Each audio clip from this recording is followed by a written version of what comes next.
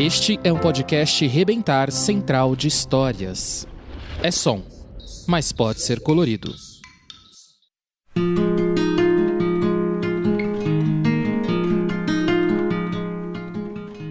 Olá, eu sou a Lilian Sais e você está ouvindo o episódio 28 do podcast Como o Poema.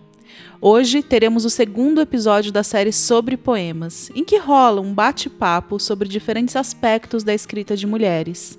A nossa convidada é a poeta e ensaísta Daniele Magalhães. Depois de gravar a entrevista, a Daniele me mandou um e-mail que eu acho que resume um pouco o que foi o nosso papo. Ela escreveu assim: "Me lembrei de uma coisa que a Helena Zelic me falou quando contei para ela que, sem saber, nós duas escrevemos o Enigma de Édipo para falar sobre nossas avós, que eu queria ter falado. Escrevemos juntas, mesmo sem saber. Acho que essa frase diz tanto de um caminho em comum que várias poetas estão traçando hoje. É isso, tenho mesmo a sensação de que escrevemos como quem fofoca, uma ecoa na outra, a gente se lê na página da outra. Esqueci de falar, mas fica a frase dela ressoando aqui na nossa conversa. Escrevemos juntas, mesmo sem saber." Eu achei esse e-mail tão bonito que eu perguntei para a Daniele se eu podia começar o programa lendo ele. No episódio, a gente falou sobre a trajetória da Daniele como pesquisadora e poeta, sobre a escrita como fofoca e como reescrita da história, sobre falar eu na poesia, o que a crítica pensa disso. Enfim, a gente falou sobre muita coisa. Mas no fim, acho que o episódio é sobre isso mesmo, sobre escrever juntas e, assim, reescrever a história. Escuta só.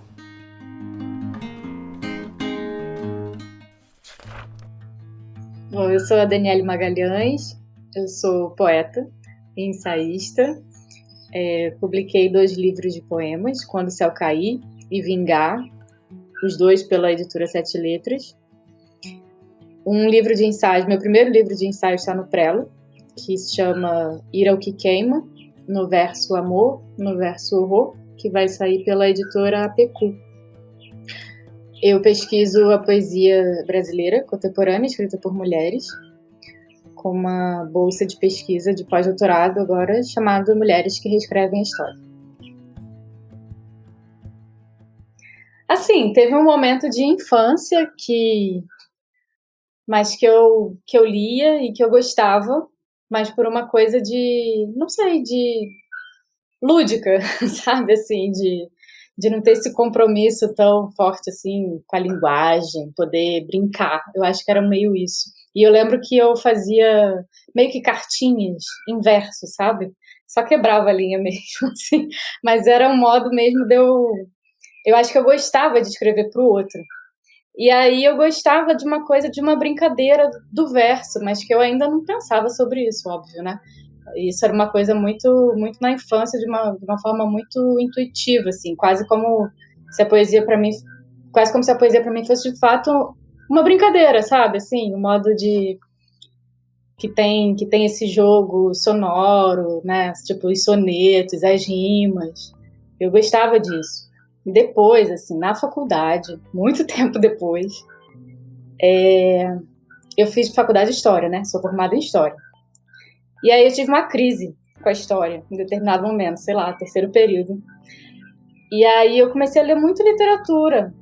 Comecei a reler livros didáticos do colégio que eu tinha lido no ensino médio.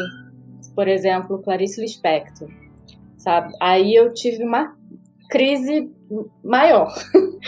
E aí, a Clarice, para mim, já foi um marco importante. Um marco importante de eu começar a escrever muito poesia sem ainda levar a sério, sabe? Sem ainda me considerar poeta, sem mostrar para as pessoas, E aí eu comecei a ir um pouco para poesia. Acho que também por estar muito movida a escrever em verso. E aí eu li muito, assim, tipo, poesia marginal. Gostava muito. Acho que foi o primeiro momento que me marcou, assim, quase consciente, assim, né, da poesia. Que eu fui, a partir daí, buscar muitos poetas e outros livros de poemas e o contexto da poesia marginal também. Foi uma coisa que me seduziu muito. Acho que por ser marginal. por toda a questão, por toda a questão da margem mesmo, assim, por essa coisa mais subversiva, sabe? Aí eu me formei em História e eu já fiz a minha monografia na História em poesia expressionista alemã.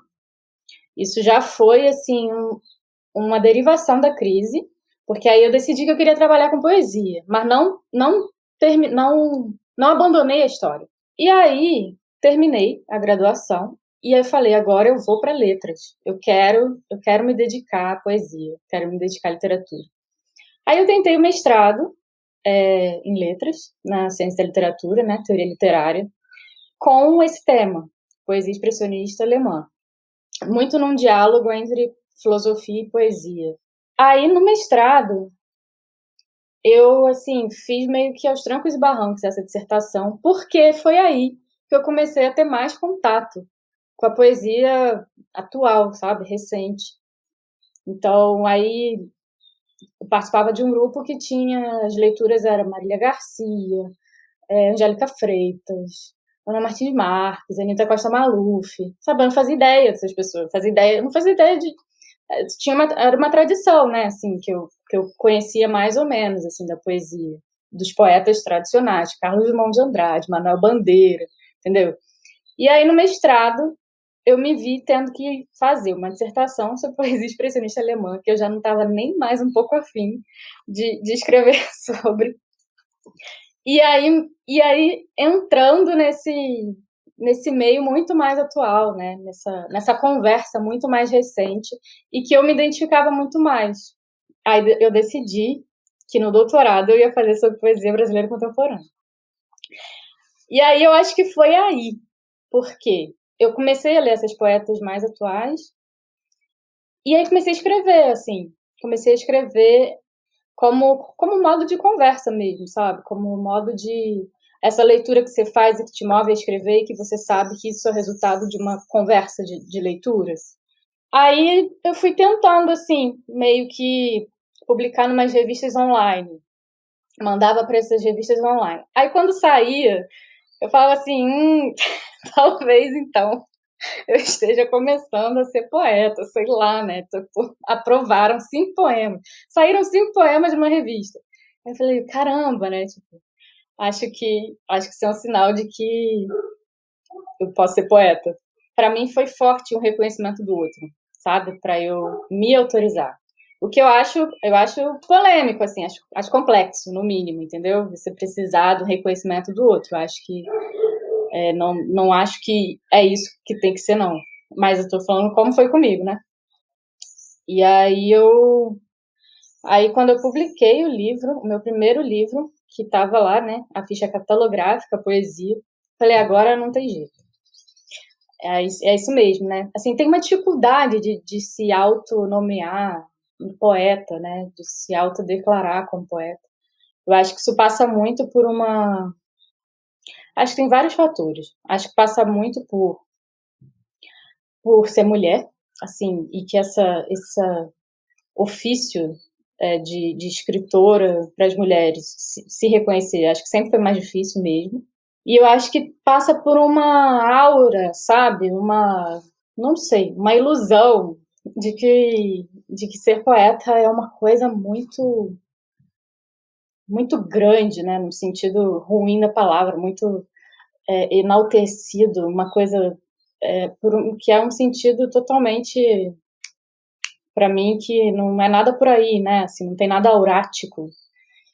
Mas eu acho que a gente traz isso por conta de uma coisa mais anterior, né? Educação fundamental, educação básica, essa dificuldade de a gente lidar verdadeiramente com a escrita, né? Assim, durante a infância, né? Que eu digo, esse percurso, assim, de ter uma familiaridade, uma intimidade, né? Com a escrita, com você poder escrever, com você poder querer escrever, com você ter condições para isso, né? Então, assim, é sempre um ofício que estava muito nesse lugar de quase de uma elite, né? Também tem todo uma magia, né, que intimida muito, né, intimida muito a gente. E aí até você fazer todo esse caminho, né, e ver que se dizer poeta não passa nada por essa coisa grandiosa nesse sentido, né?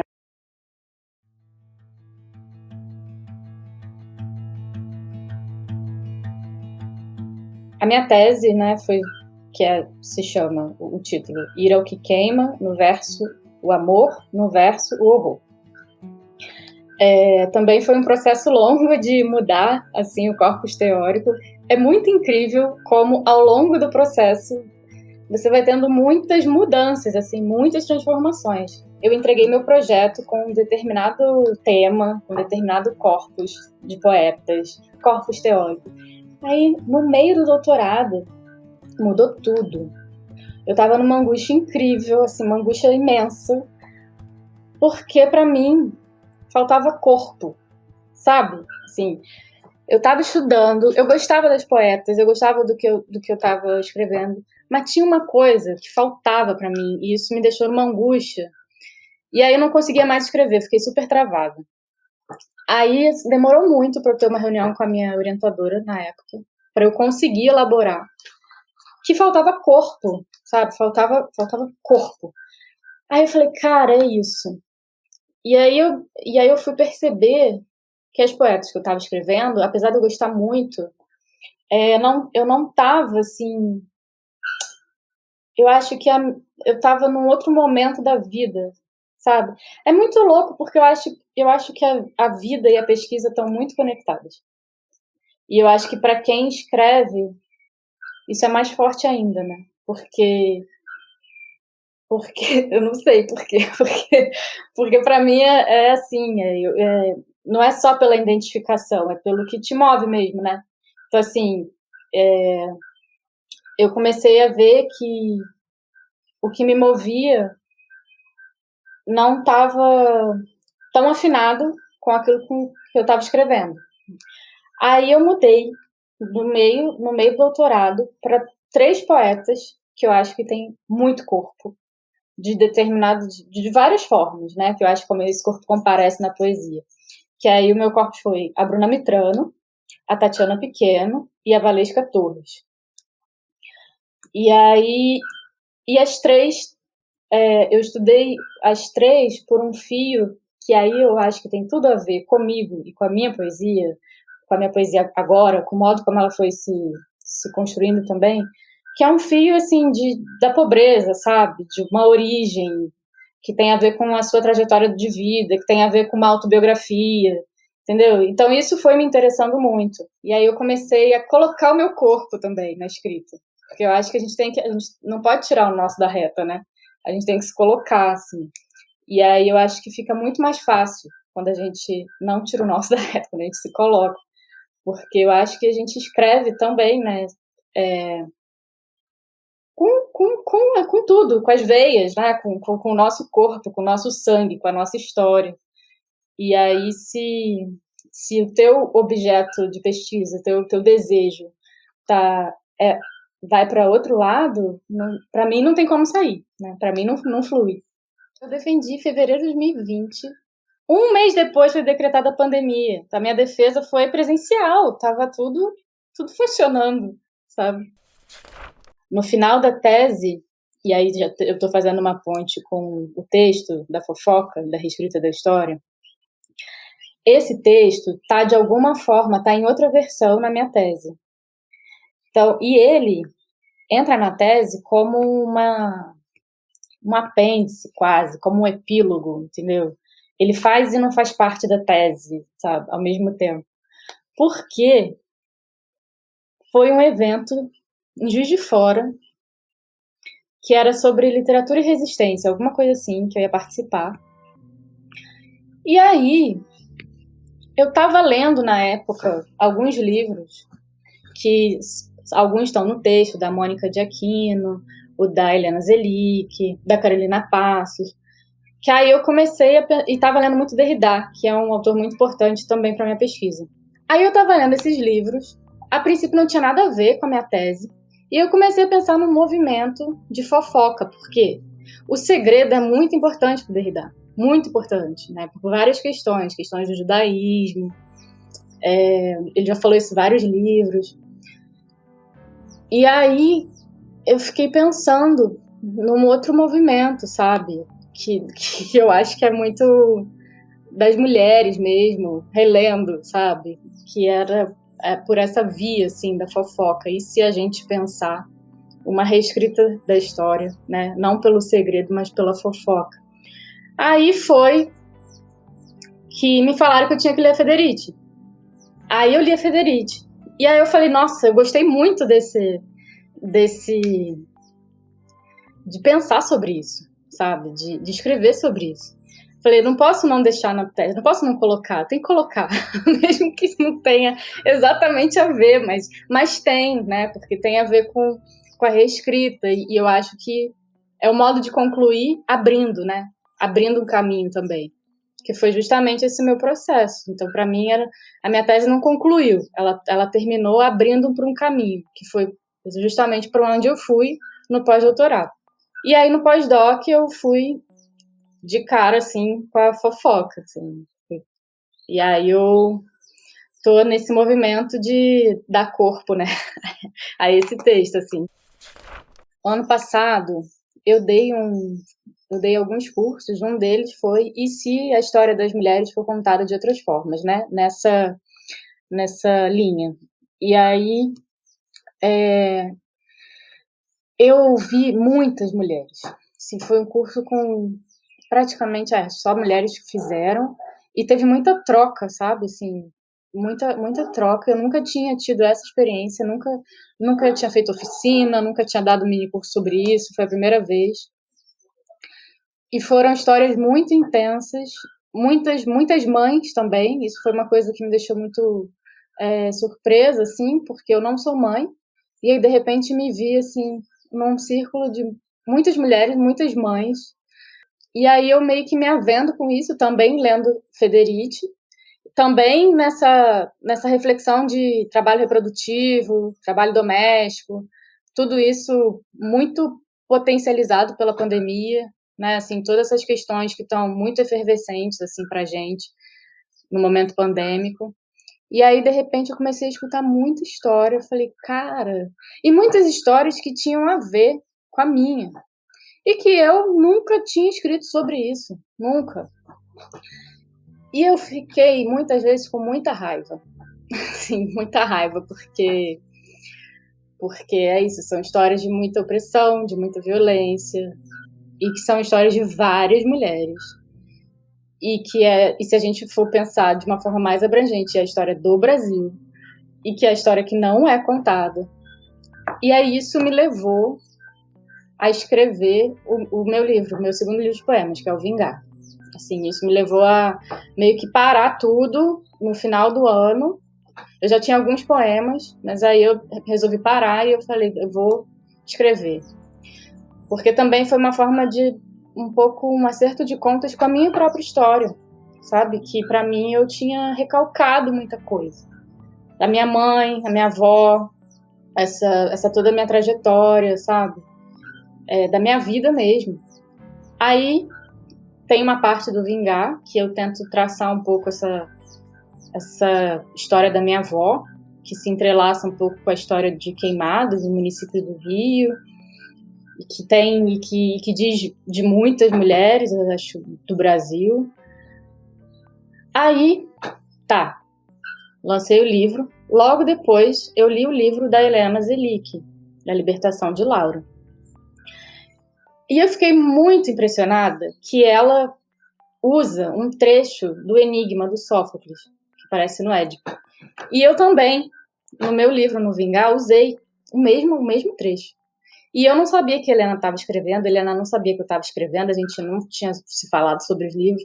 E aí o livro dela é justamente sobre a avó. E eu falei assim, cara... Aí depois eu li outro livro, assim, de outra pessoa, e também tinha a questão da avó. E eu falei, eu preciso falar sobre isso, assim, conversar sobre isso.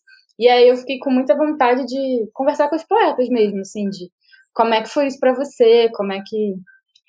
Aí, quando eu vi tinha muita gente, né, falando sobre as avós, parecia que já estavam falando sobre isso, e era eu mesma que não tinha me tocado, sabe? Porque eu acho que tem isso, né? O nosso olhar, às vezes, a coisa já está acontecendo, muita gente já está fazendo, né? Isso tá uma questão muito forte, a ancestralidade, né? A literatura tem mexido muito com essa questão da ancestralidade. Então é só uma questão de você olhar para aquilo, né? Uma questão de você mudar o seu olhar, que você vai ver, né? Que você vai achar. E aí eu me senti assim, que eu tava... Era só eu olhar, que tava um monte de livros, um monte de poetas, na prosa, na poesia, de várias formas. Aí eu falei, bom, então vou tentar fazer uma conversa, assim, com algumas poetas.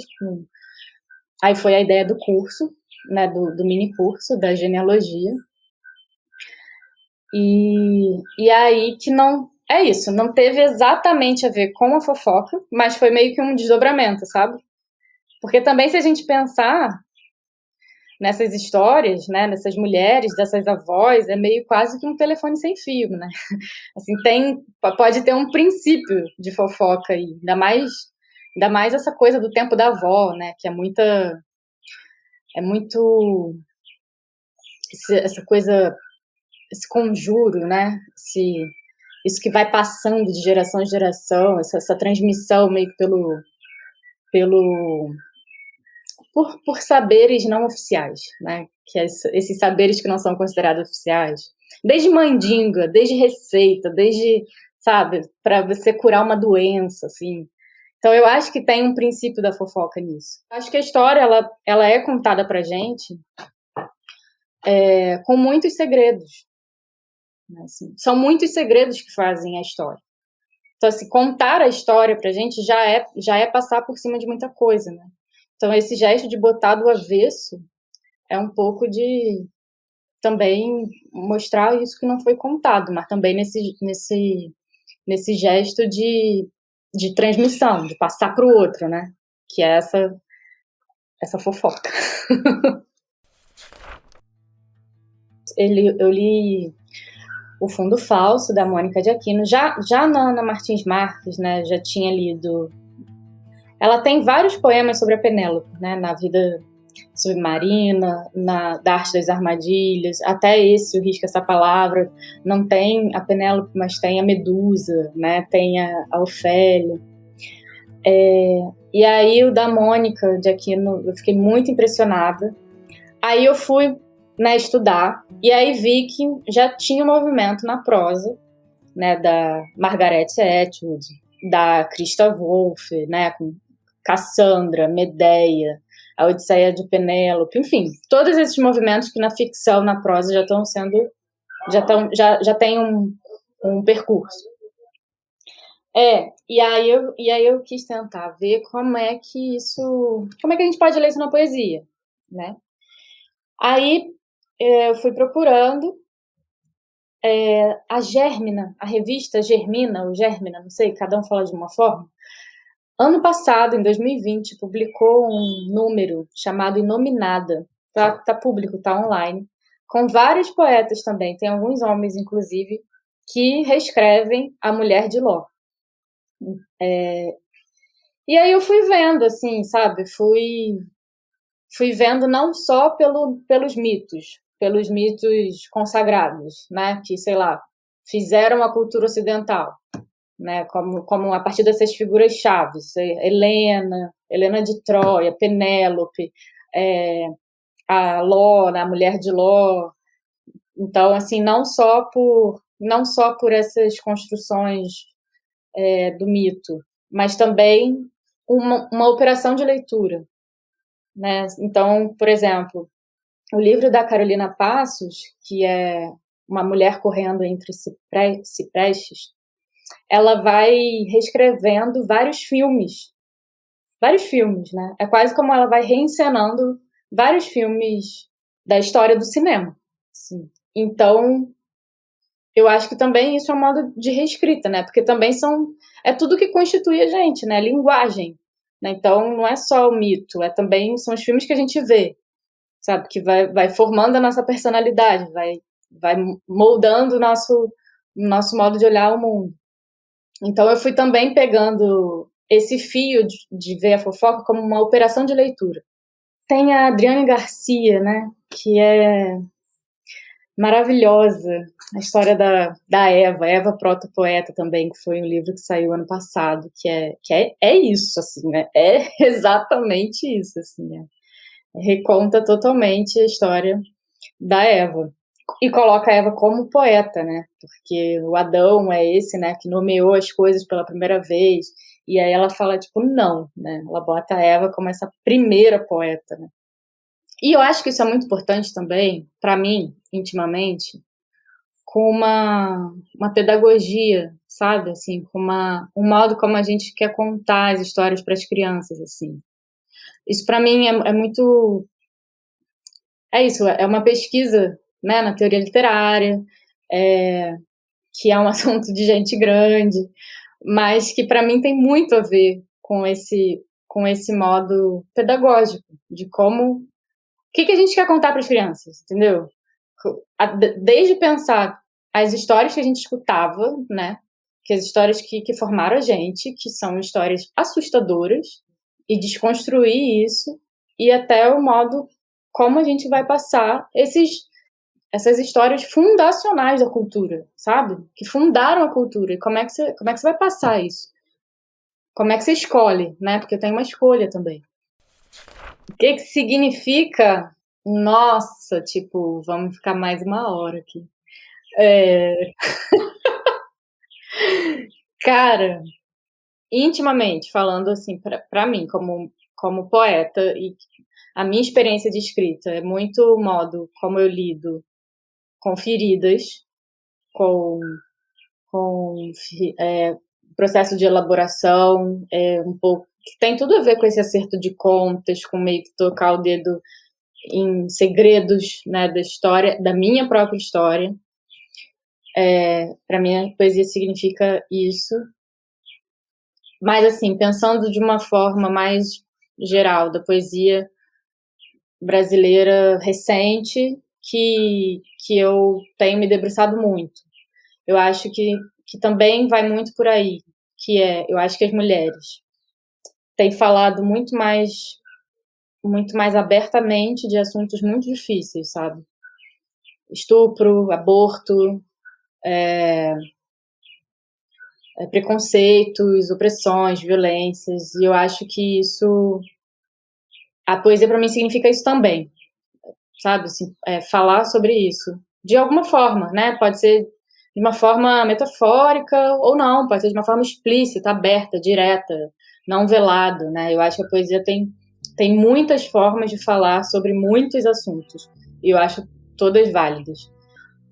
Mas, assim, eu tenho sentido muito no meu processo de leitura, da poesia que eu tenho lido, esse significado muito, muito ético, muito político, né? Assim, de tocar em assuntos espinhosos que eu não via antes, acho que não eram abordados dessa forma antes. E eu acho que isso move muita gente, né? É um pouco como me moveu, assim. Eu acho que mesmo que eu só escrevi porque eu li, né? Porque eu li. Então, assim, isso para mim me move a escrever. Se eu leio a outra, e isso me faz escrever. Então, eu acho que tem esse significado de você encorajar a outra, né? Assim, encorajar a outra para escrever, no sentido de, escreva a sua própria história, fale sobre seus segredos, sobre suas feridas, ou não. É isso, ou com humor, com ironia, com seriedade, né, do jeito que for, mas assim, uma comunidade, né? Mas é só um... Acho que isso é só um dos sentidos do significado, né? Porque, sei lá... A gente tem uma tradição forte, assim, da crítica, da poesia, muitos poetas também, desse eu é um outro, sabe? Desse eu todo que se apresenta se tiver várias terceiras pessoas, sabe? Assim. E eu acho que é muito difícil dizer eu. E eu acho que a crítica recebe muito bem quando esse eu é dito por uma terceira pessoa, quando coloca vários personagens. Mas eu acho que a crítica ainda não recebe bem quando... É óbvio que num eu pode-se abrir vários outros, é claro, né? Assim, se a gente falar da nossa vida, óbvio, é falar de vidas de várias pessoas, né? Assim, acho que eu falar de mim no meu livro, eu vou falar de muita gente do Brasil, de muitas mulheres do Brasil. Falar da minha avó é falar de muitas mulheres do Brasil. Mas tem uma singularidade aí inegociável nesse eu, né? É uma vida singular, uma história singular, né? E dessa pessoa que escreve, né? Dessa pessoa que tem essa vida jogada no livro, assim, né? Que lança a vida no livro. E eu acho que dá um tilt na hora, assim, de sabe, não sei, acho que teve uma vez que eu postei no Facebook, quem tem medo da primeira pessoa, né? Porque é meio isso que eu sinto. E aí eu acho que para muita gente é um esforço descomunal para conseguir ser no mundo, porque a história não deixa muita gente ser, não tem existência, apaga a existência. Outro dia eu estava lendo pro curso que eu vou dar também sobre a fofoca, o livro da Luby Prates, e aí tem até eu vou pegar aqui, porque tá bem aqui na minha mão, tá bem perto. Aí tem uma estrofe que diz, posso ler o poema todo? Que tá no Um Corpo Negro. O poema diz: se me arrancaram pela raiz, forço uma cartografia desejando a terra. Porque os mares já me falaram absurdos, sendo apenas o caminho, jamais alguma pista de destino. Se me arrancaram pela raiz, forço uma cartografia desejando a terra.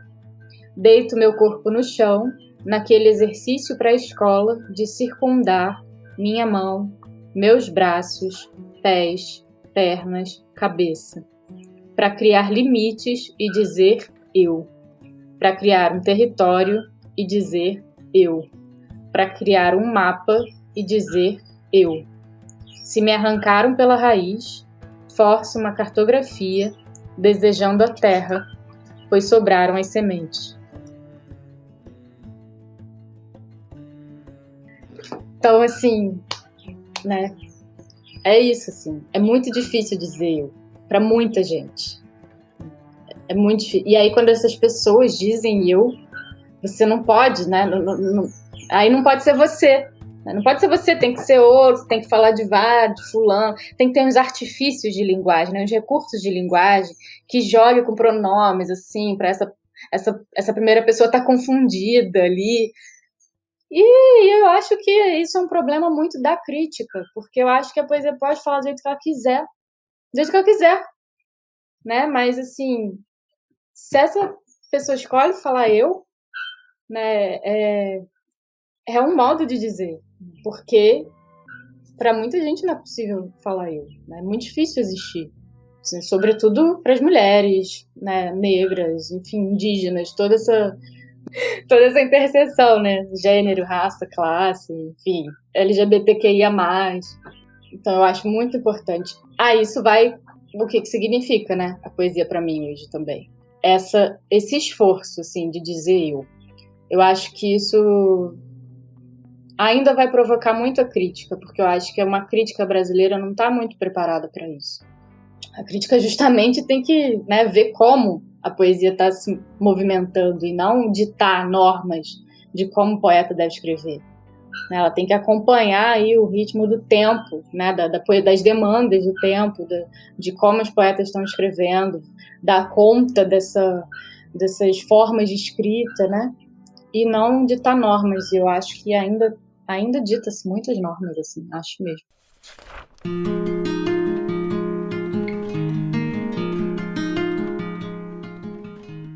Esse foi um episódio da série sobre poemas.